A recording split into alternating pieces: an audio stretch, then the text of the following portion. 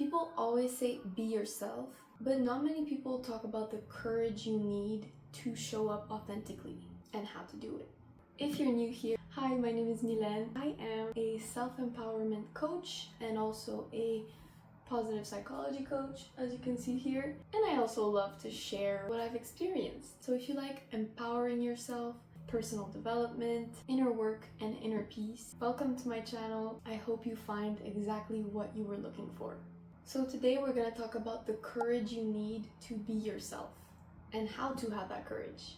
First of all, let's start with definitions. What is courage? Courage is the ability, let me read.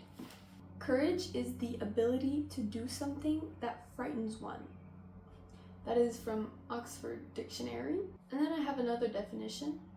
The choice and willingness to confront agony, pain, danger, uncertainty, and intimidation rather than the absence of fear. Which means you can be afraid and have courage. Actually, that's kind of the whole point. And then also, what is being yourself? Okay, I have this crazy hair. I don't know what my bangs are doing, but just bear with me, please. I don't know what's happening. I look like a bird. Anyway, what is being yourself? Being yourself is being authentic. What is authenticity? It is being true to one's personality, spirit, or character. Which means showing your true self, not hiding it, not pretending that you're someone else to be accepted by others. Basically, it's being genuine, which also is kind of vague. I'm sorry, but it's kind of hard to define, isn't it? Who are we? What is your authentic self? And I think there's a big self-discovery journey that comes with that question. So if you don't know who you are, first of all, I think that's the first step. Look inwards. Meditate. I love lists. You can make lists about your qualities. You can make lists of what you love. Love that. I love doing that. When I was having like an existential crisis after I left university, I was studying law. After I left, I was like, who am I now? What am I gonna do? I'm not gonna be a lawyer, so what do I like? Who am I? What are my skills? What am I good at? What do I love? Those are amazing questions to start. And then also, based on what you like, you can try new things. I would say self-discovery is both inwards and outwards. So listen to yourself instead of always being distracted, instead of always asking other people's opinions and what they think of you. Ask yourself what you think of you. And also, try new things, explore, try new hobbies, activities. You can learn new skills. I don't think you'll ever regret learning new skills. Sometimes you can think a skill is useless, like the things I learned in law, and then something happens in your life and you actually needed that knowledge. So get to know yourself and try to see it as a fun thing. I know it can feel disorienting and scary, like who am I? What am I doing here? But you're gonna find who you are. And then it's gonna be a matter of, do you show people who you are, the authentic you, or do you hide? So here are the reasons why you might be tempted to not be authentic. And it's very valid, okay? I know there are some real reasons in there. So let's get into it. Why does it take courage to be yourself? I think we're the only species who asks themselves that. I'm pretty sure the other species are just like being. But we ask ourselves, am I being myself? I'm not being myself. I shouldn't be myself. Like, we think about it. I think that's very interesting. Let's just say that we perceive maybe a lot more other people's perception of us and the consequences that it can have on our life.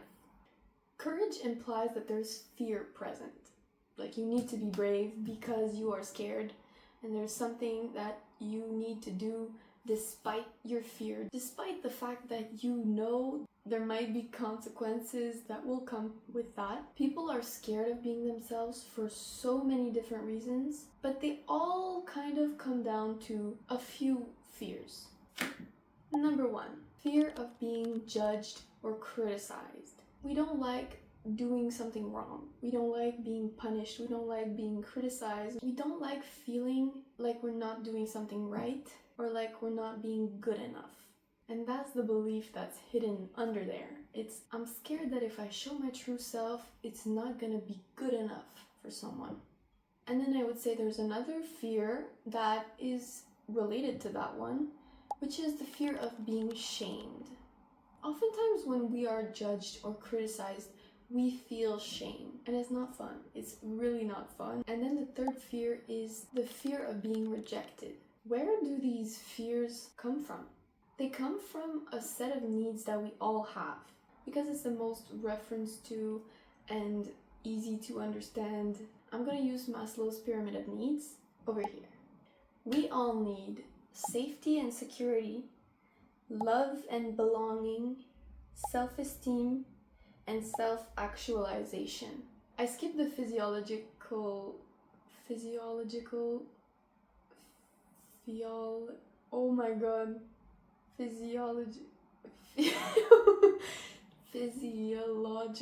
needs. Damn! Because it's not really about that level. Now it's the levels that are higher than what you need to survive. Since we have those needs, the need for security, acceptance, love, we feel a big threat when we perceive that those needs are not going to be met if we are ourselves. And that's a good reason. Your body is trying to keep you safe. That's why you feel like, I can't be myself. And it's a survival mechanism. You are normal. Don't worry.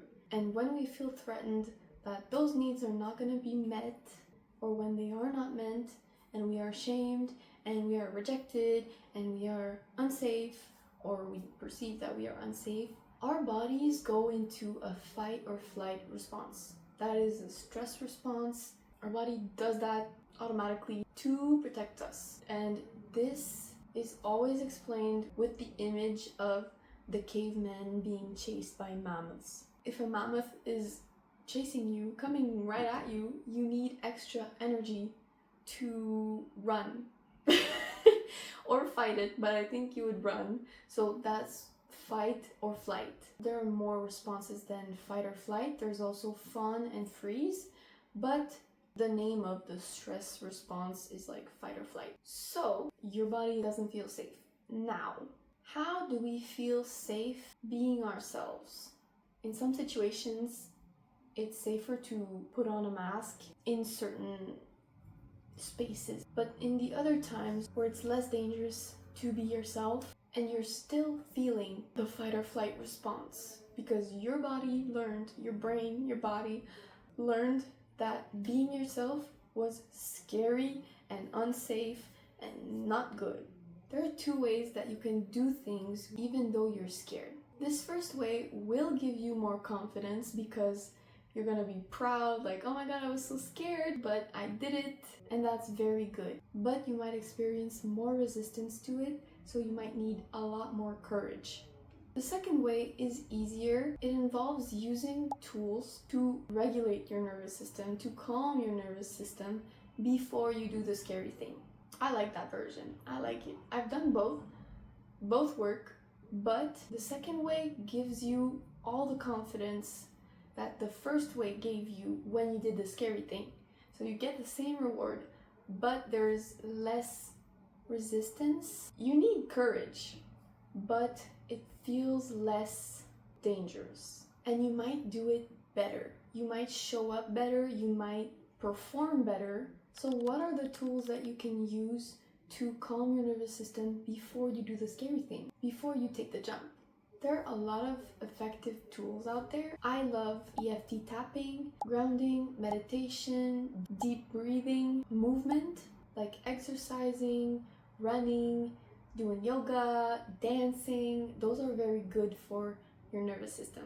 They evacuate the excess stress that the fight or flight response gave you, the extra energy. So when you actually run with it, or dance, you are using that excess energy so it doesn't get stuck in your body as anxiety.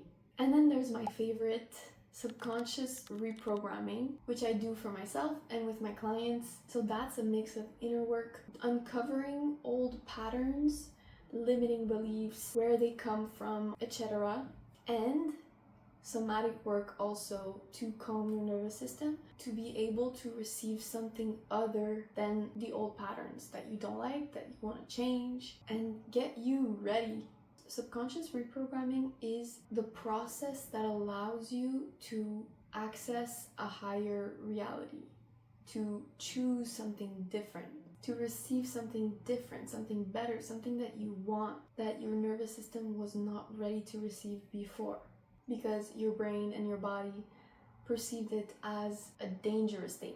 So if you're interested in maybe getting Rewire Your Reality sessions with me, I actually offer the first session for free. So if you want to check that out, the link is in my bio. I would love to discuss with you.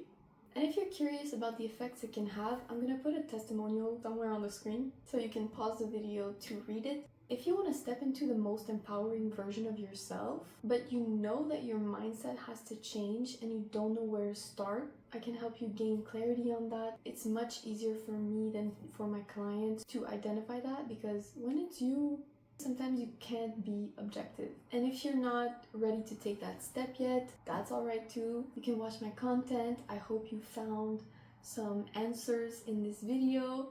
If you resonated with what I said, or just me, make sure to follow me so you don't miss my next video. Bye!